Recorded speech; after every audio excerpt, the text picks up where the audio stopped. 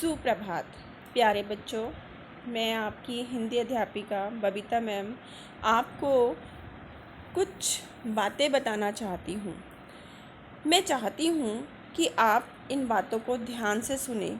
एक छोटी सी कहानी है, शायद आप उस पर अमल कर सकें, उसको समझ सकें और उसका पालन अपने जीवन में कर सकें। परीक्षा नहीं हुई, लेकिन आज नहीं तो कल होगी।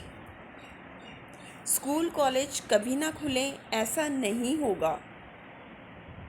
यह कोरोना महामारी आज नहीं तो कल ज़रूर ख़त्म हो जाएगी। अभ्यास करते रहोगे तो कोई पछतावा नहीं होगा।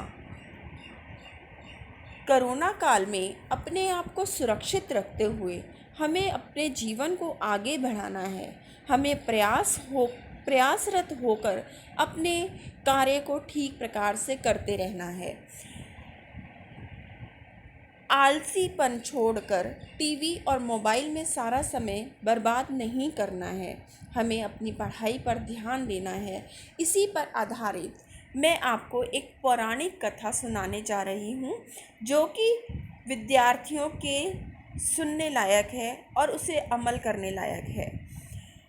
पुराणों के अनुसार एक बार भगवान इंद्र किसानों से नाराज़ हो गए और उन्होंने घोषणा कर दी कि 12 साल तक बारिश नहीं होगी। आप फसलों को नहीं उगा पाएंगे। भगवान इंद्र से किसानों ने विनम्रतापूर्वक विनती की।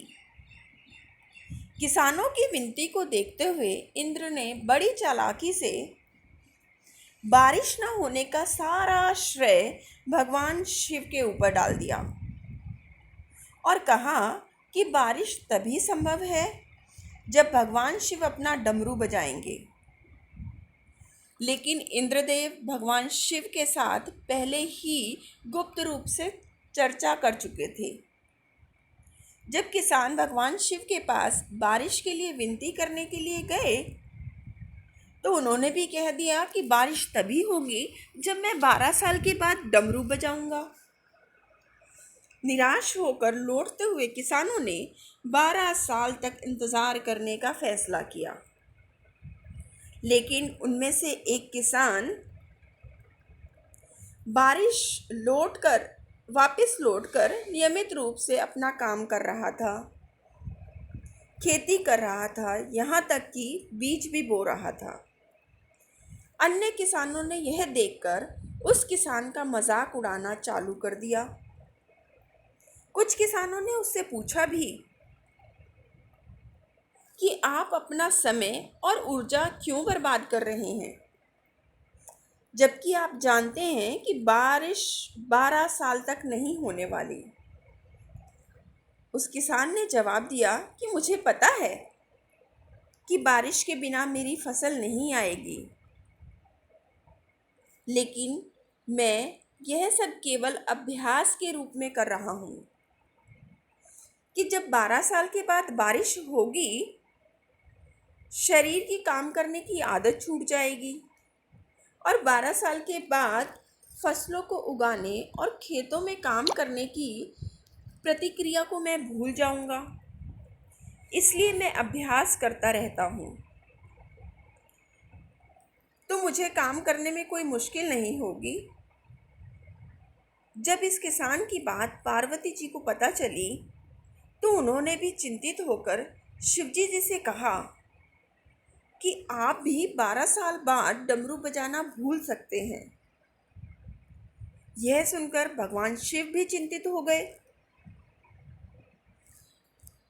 इसलिए कहीं वो डमरू बजाना भूल तो नहीं गए हैं, इसकी जांच करने की सोची और अपना डमरू उठाकर बजाने की कोशिश करने लगे। जैसे ही डमरू से आवाज़ आई, वैसे ही बारिश होने लगी और जो किसान नियमित रूप से अपना काम कर रहा था, उस किसान का खेत फसलों से हरा भरा हो गया। लेकिन बाकी सभी बारिश का इंतज़ार करते किसानों को पछतावा हुआ। क्योंकि उन्होंने अभ्यास करना भी छोड़ दिया था। इसी तरह से 2 सप्ताह बाद, 2 महीने बाद या 2 साल बाद डमरू अवश्य बजेगा, यानी कोरोना काल ख़त्म अवश्य होगा। और उसके बाद हमें अपनी परीक्षा भी देनी पड़ेगी। कोरोना काल ख़त्म होने के बाद हमें अपने जीवन में बहुत सारी परीक्षाएं देनी होंगी। उनकी तैयारी के लिए हमें आज ही प्रयत्न करना होगा। हम अपने हाथ पर हाथ रख कर नहीं बैठ सकते और इसी तरह अपने जीवन को बर्बाद नहीं कर सकते। हमें लगातार नियमित रूप से अपनी पढ़ाई जारी रखनी है, अपने कार्य को सुचारू रूप से करते रहना है और अपने जीवन में आगे बढ़ते रहना है, क्योंकि अभ्यास ही गुणवत्ता का सार है। अभ्यास ही है जो किसी भी क्षेत्र में आपको पूर्ण बनाता है। परीक्षा की तैयारी के लिए अभी से जी जान से कोशिश करें। धन्यवाद। Thank you so much.